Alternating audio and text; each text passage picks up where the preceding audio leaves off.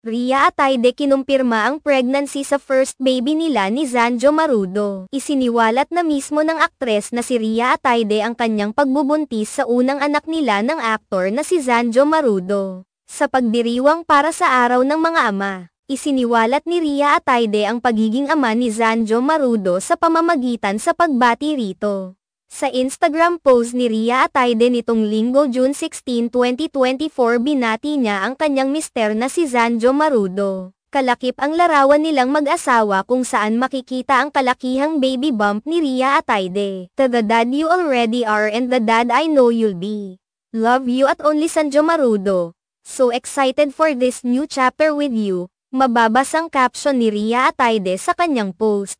Kaagad namang bumuhos ang mga mensahe ng pagbati para sa mag-asawa mula sa kanilang mga tagahanga at maging sa mga kaibigan at kasamahan nila sa showbiz industry. Sa kabilang banda, hindi na ito gaanong ikinagulat pa ng ilang mga netizens dahil nauna nang naging laman ng mga usap-usapan noon ang pagbubuntis ni Rhea Atayde na itinuturong dahilan ng biglaang pagpapakasal nilang dalawa. Marami ang mga umiintriga noon sa kanilang dalawa subalit pareho silang nanahimik sa usaping ito. Maliban na lamang sa isang kapatid ni Rhea Atayde na naglabas noon ng pahayag na hindi nagbubuntis ang kanyang kapatid. Iginiit pa noon ng kapatid ni Rhea Atayde na imposibleng buntis ang aktres dahil sa health condition nito. Samantala, may mga netizen na naman na nagtatanggol kina Rhea Atayde at Zanjo Marudo sa hindi pag-amin noon ng kanilang pregnancy.